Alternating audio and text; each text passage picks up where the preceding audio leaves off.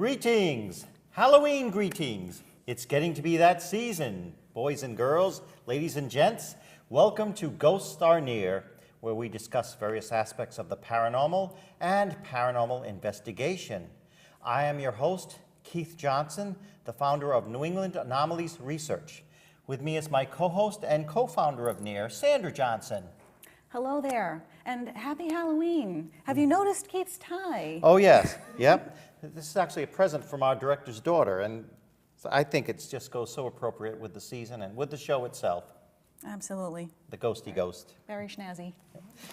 Just recently for the season, I was on the Chuckles and Laughs show, their Halloween episode. So that was a lot of laughs to do. That was indeed a great deal of fun.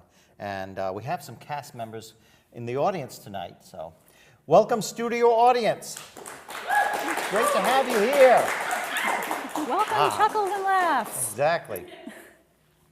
Now, with no further ado, let me introduce our guest who's been with us. This is your third time on, I believe. Mm-hmm. Mike Baker is, my brother refers to him as the Nikola Tesla of the paranormal realm.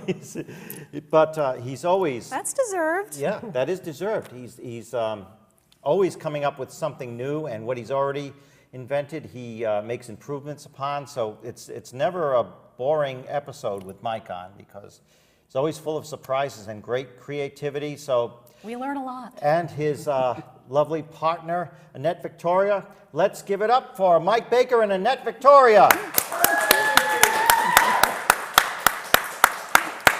Oh, we're so glad to have you here, and we're going to get in as many questions as we possibly can in the short time allotted.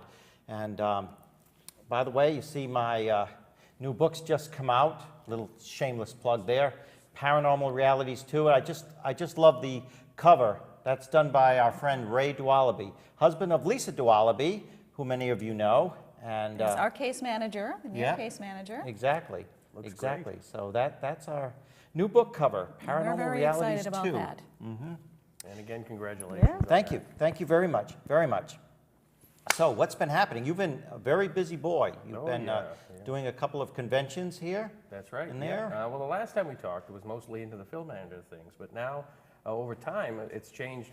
We're really sinking our teeth heavily into the paranormal research end of things. Great. And we're sinking our teeth into the science aspect of it. Great. And, we need more of that. Yes, we need more of we that. do. Yeah, we I do. agree. Serious investigators like yourself. Well, yeah. Well, just anybody who's serious about anything is good, I think. Mm-hmm. Annette and I co-founded the New England Center for the Advancement of Paranormal Science, which is NECAPS. Mm-hmm. Yeah, and the NECAPS itself is basically a team and an affiliation of groups across the country and our local team that conducts a lot of scientific studies and research and ideas to make products or to investigate in a strictly scientific, documentary kind of way, where we can collect data and use it for future reference and try to find some answers in that sense. Great. And of course, 14 Degrees. Now, I recently saw something on the internet about the documentary 14 Degrees that you produced, directed, that I took a major part in. Something about on Amazon, it's the 7th of 10 of well, ghostvillage.com. I don't know. They gave a rating of it, and the top 10 documentaries of all time. It's number 7. Number 7 of paranormal, of all time of paranormal documentaries. Of all time. Excellent. Well, future and past. I think that deserves a round of applause. That is good. so cool. Excellent. Great job. Thank you. It was exciting. It was great working with you guys in it. Yeah, it was. And of course, those of you who are familiar with the story, we did get an EVP unintentionally while working on the production during the interview process. Right. And that's also in the film, too. Yeah. It's a woman's voice. And just to reiterate, Sandra was getting a little nervous in the hot seat. There was no handles on the chair. Like here. Hold on. Right, White-knuckled. Yes, right. So I was just teasing her. I said, oh, if necessary, I'll hold your hand. And what happened then? Then you picked up a voice on your recorder, which was across the room, kind of mocking her. He said, "If necessary, I'll hold your hand," and the voice said, "How sad." It was very. And you picked it up too. I picked it up on the cameras as well. Yeah, but I didn't even notice it until you called and told me that you found it there. Which reputedly haunted location either. Right, exactly. Yeah, I mean, the goes to 5th floor show. of a hotel, you wouldn't even guess. But I guess, like you say, ghosts are near. Right, they are. They are. They are indeed. They are indeed. You had a couple of lights, I think. Oh yeah, the orbs The orb. in the Colonial Inn too. That we got Yes. a little bit of Oh, unusual yeah. activity as well, which is about also that. on the film. That's right. Interesting. So what do you got for us, Well, Sandra? I do have a few questions lined up for you. You have recently produced another edition, a documentary of sorts, I believe, on the John Zaffis Museum, is it? Yeah, that's it's basically a tour that John does of his museum with a bunch of the items in the museum. Tells a little bit of the story and a little of the dramatization. Annette was actually in one of the scenes, and she worked with a couple of clowns, a lot like you guys on that show. Meet our clowns, In the yes. film industry, you tend to work with clowns from time Yep. to time. No, but it came out very good, and John's very happy with it. We're all very happy with it. So, it was an exciting project. Right. Had a lot of fun making it. Yeah, I was impressed by it. Thank you. He's got quite a museum there. He does, yeah. Yeah, he needs a bigger place.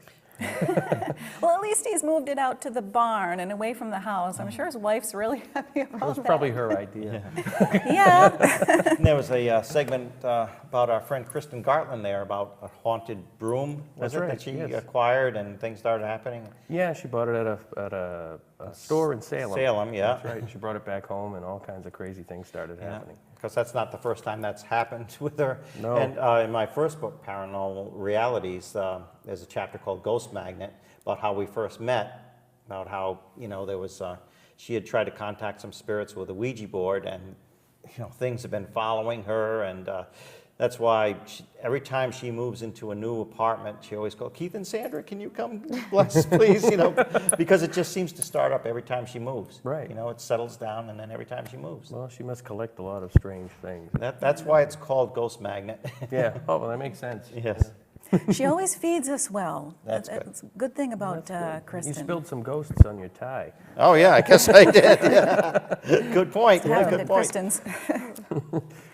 I wanted to ask about paranormal fraud awareness. I hear this is a new project or a new area that you're getting into. And That's right. how are you approaching that, and how are you presenting it to the public at large? Well, recently, and we're not going to go into details about the specifics of it, but recently we've been on investigations where we've caught somebody committing fraud. And, as researchers, anybody who's serious in the field, that can throw a wrench in the works, because, the teams that we were working with spend a lot of money to come down and work with us and invest in equipment and time. So we're trying to be just more putting up the flag of being aware of the different ways that fraud can be committed, so people can just be on the alert, so they don't waste their time. Right. And That hurts everybody It does. involved. It does. And some of in the scientific world, the way we're able to help that is the ways that equipment behaves when it's not working the way it's supposed to, or the way if it's triggered by radio waves from cell phones or hand communicators, things like that, or just ways that it might be identifiable to the naked eye while you're out in the field or things like that. And it's just kind of to spread the word, get everybody on board that, to be forthcoming and honest in the field.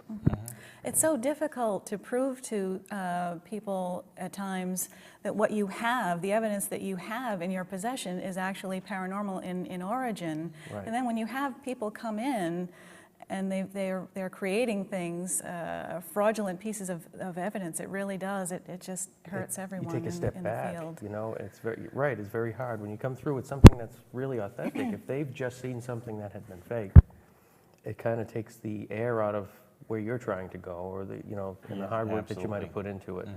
So if we can make people more aware of what to look for and what kind of things to identify, not to accuse, not to push anybody out, but just so they don't waste their time.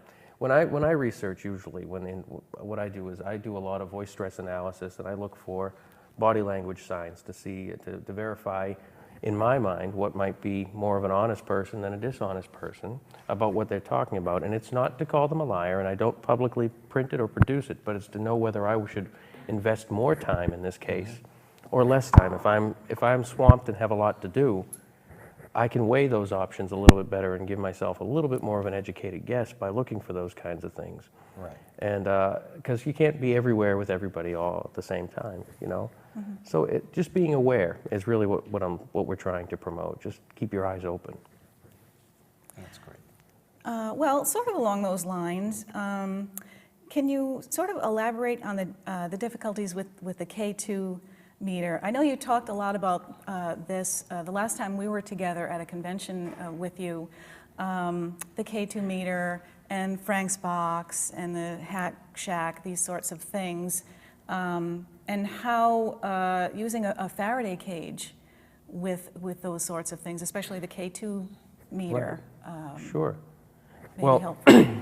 one of the things here, this here, I brought along a Faraday cage. This is a custom-made one that I put together. This Faraday cage. That's a lot smaller than the one you brought the last time. Yeah, I have larger ones. They come in all sizes. Yeah, But that's this a one, compact one, yeah. this one I originally made for audio recorders, but as the K2 things came around, it kind of changed gears a little bit. So, in fact, the particular case that I was just mentioning that spawned the paranormal fraud awareness, I used this on there, and I built a K2 meter into this cage and sealed it up. And what happens is the Faraday cage, the Faraday principle, I should say, deals with electrical currents or anything of that nature traveling on the surface of a conductor. Michael Faraday in the 1800s came up with this principle, how it travels on the edges and the outside edges of a conductor and not on the inside. So the theory is you build a cage out of a conductive material, and anything that has electrical properties will travel on the outside only and not in the middle. So the cage itself will block radio frequencies from cell phones and wireless communicators all the way up into the 6-7 gigahertz range.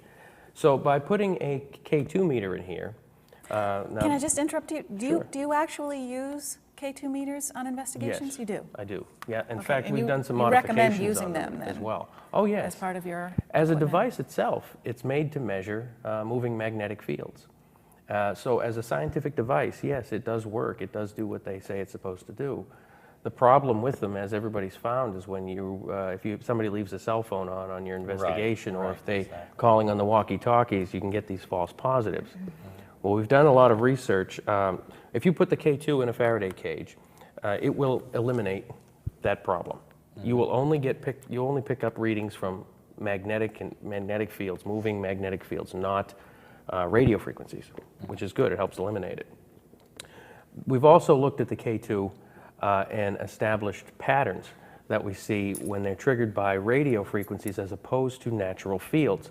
In other words, if you took a K2 meter and you stood out under power lines and you have this big, giant electric field, the lights are going to light up in a solid pattern. They're not going to flicker, okay? When you're dealing with a digital signal from a cell phone, it sends it out in pulses. So the light itself will start to flicker. It won't stay on constantly. It may hold up to one of the colors that are on the device, but they will flash. And so there's a difference between a radio-induced K2 hit and an actual field-induced K2 hit. It's very noticeable. It is very noticeable, and we're going to be posting some of that on our website, some of the video examples of the differences between the two. It's very interesting.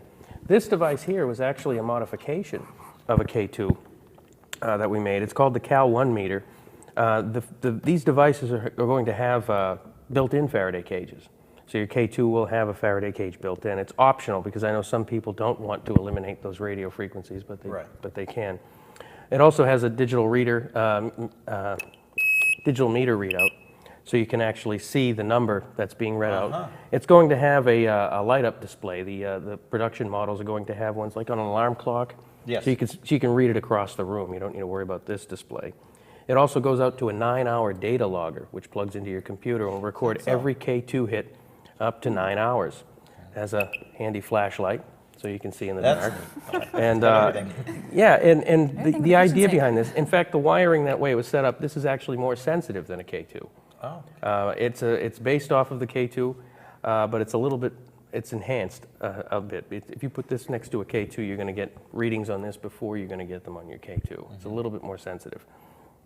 And the idea behind doing this was to create something that brings the K2 into a viable scientific product to record all of the readings and give yourself data from your K2 rather than having to look and say, I saw it go up to orange. Well, if nobody else saw it go to orange, that's again the fish that got away, right? So now you have readings, you have actual visual display. So And all it that data eliminates is, a lot of- yeah, it's recorded. Right, and because it has a Faraday cage, it eliminates a lot of the fraud possibilities. And equipment. And Yeah. equipment. Right, right, exactly. Right. Exactly. Equipment can't go wrong, right?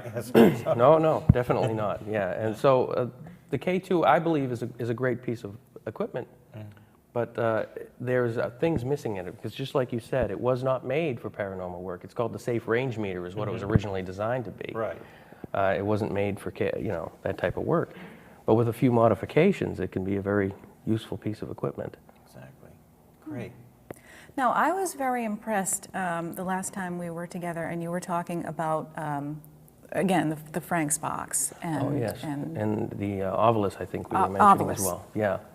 Well, the Frank's box and those types of devices, I mean, I haven't taken apart a Frank's box or any of that, but I know the principle of it is how it scans frequencies. And outwardly, I can't, I don't put much stock in something that Right. just scans radio frequencies and pulls voices out, because my car radio does that. Yes. But I haven't done enough research in it to be able to throw a blanket over it and say that it does nothing, because there are people who've had experiences with it. And I believe in anything that, I don't want to just call anything just by looking at it. I believe in researching something before I make a determination of whether it's useful or not. As far as the Ovilus goes, there was a group out in western Massachusetts that sent me an Ovilus to tear apart. And I took it apart, I looked inside, and I found that there were no components of the Ovilus that were designed to do what the claims of the manufacturer said. In other words, it's made to be, according to the manufacturer, it's made to be an EMF meter on a certain setting, a voice, an audible EMF meter where it will call out the EMF readings. And it's also said to react to EMF changes and temperature changes, in which it looks up, it creates a code and then looks up a response Like in a bank of 500 words. Well, I took it apart. It has 4 chips in it. One chip is an audio amplifier chip for the voice.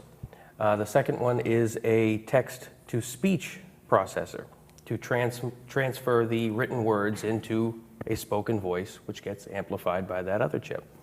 The other 2 are microprocessor chips. One of the microprocessor chips controls all of the programs and functions. So when you have it on a certain mode, it controls that aspect of it.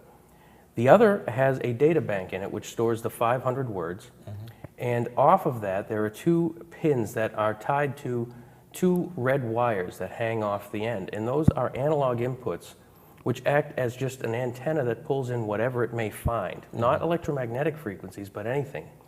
And that triggers the number that sets it off. So visually, from an electronic standpoint, I found nothing that was viable in it. But I figured I'd give it a test anyway, because maybe there's something here that I don't know about. So I took it apart and I put it next to a power drill, which gives off a very high EMF reading.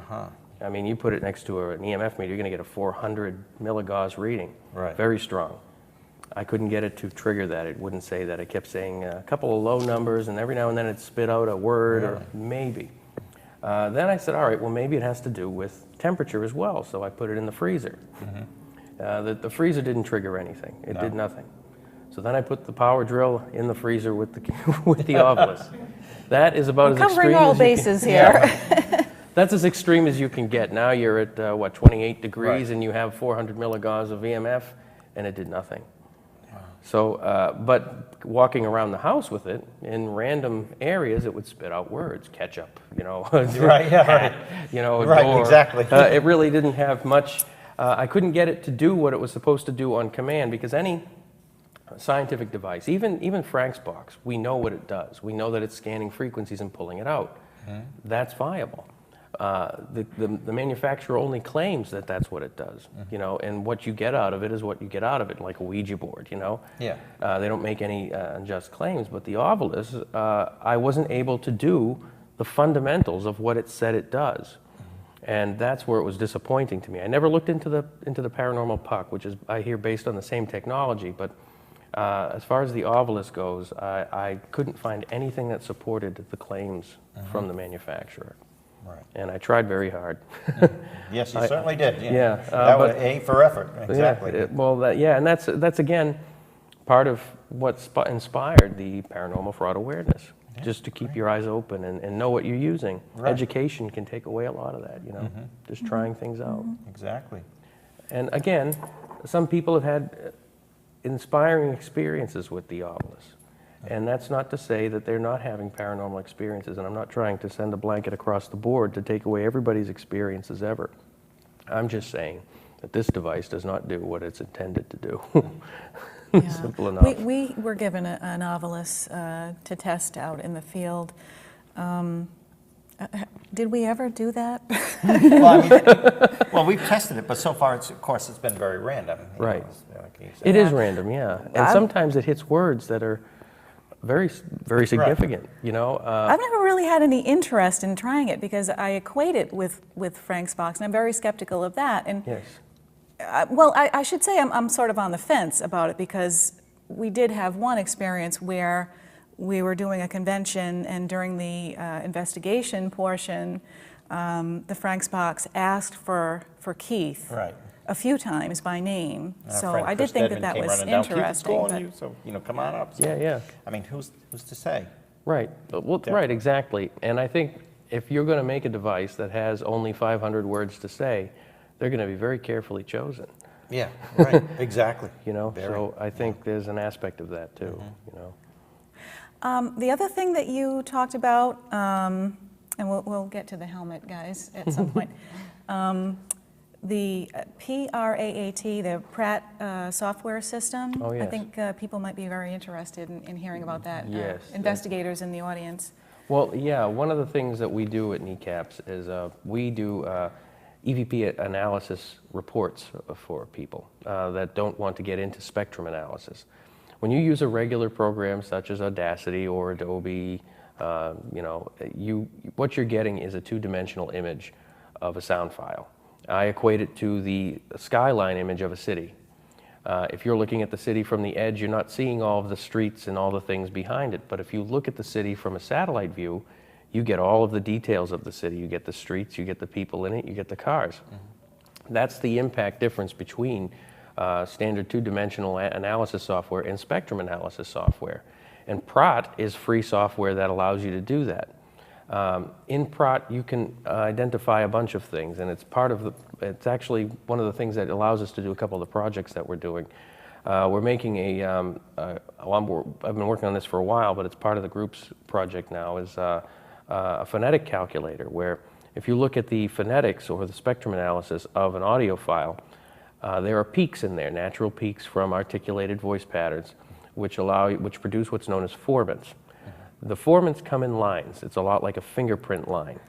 And the first two lines at the bottom tell you a couple of things. One tells you how open the mouth is. The other tells you where in the mouth that the tongue resides when it's speaking. So out of this, you can pull out the consonants and vowels without even having to hear the audio file. It's the same way that voice recognition software works, you know, like the ones in your phone when you do voice dialing and things like that. It measures the first two formant lines in what you're saying. The other lines that go above that are your voice fingerprints, so you're able to tie your voice to another recording, because those move very little as you speak. Those are your signature tones. And so we use the PRAT software to analyze EVP because it gives us a lot more information than we'd get out of Audacity or any of the Adobe software programs. Oh, that's very interesting. Yeah. Wow.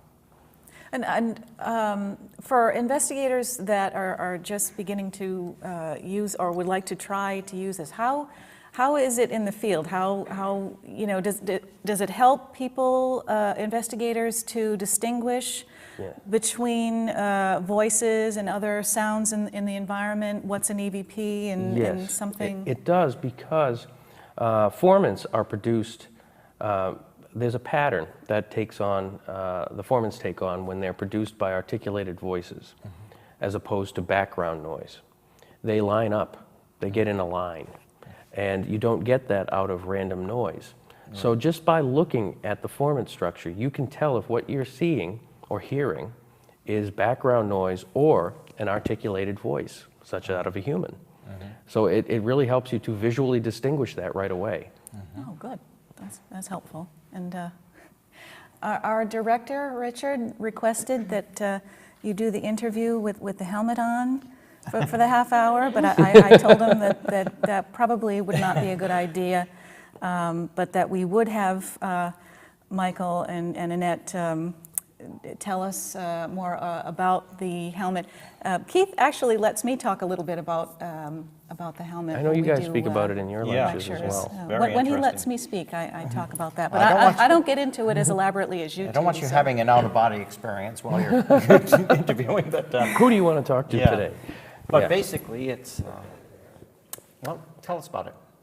Well, as you both know, the Persinger helmet, which is actually, they call it the Persinger helmet, it has other names, the God helmet, but it's also all known as the Koren helmet, because Stanley Koren, Persinger's assistant, came up with the idea of putting the stuff on a helmet. So it's he kind of gets the credit for making it look like this a little bit. But Persinger owned the research, so it became the Persinger helmet. The idea behind it, back in 1980, up in the Laurentian College in Sudbury, Canada, the neurophysicist Michael Persinger wanted to do experiments with paranormal reactions, and he also wanted to examine how people are affected by electromagnetic waves. So he recorded the brain patterns of people having paranormal experiences, and then played them back into their brains of volunteers during quiet periods. They cover their eyes and cover their ears, and they would sit there in a darkened room, and they'd play these patterns back in, and the people who wore the helmet would talk to God. They would get abducted by aliens, have out-of-body experiences, all kinds of things. And this type of research is really what inspired a lot of paranormal researchers to start looking for EMFs in homes and in the field. Why we use EMF detectors on investigations. Exactly. All started with a helmet. Well, unfortunately, we're almost out of time. Yeah, I was going to say, let's try it out. Here's the helmet.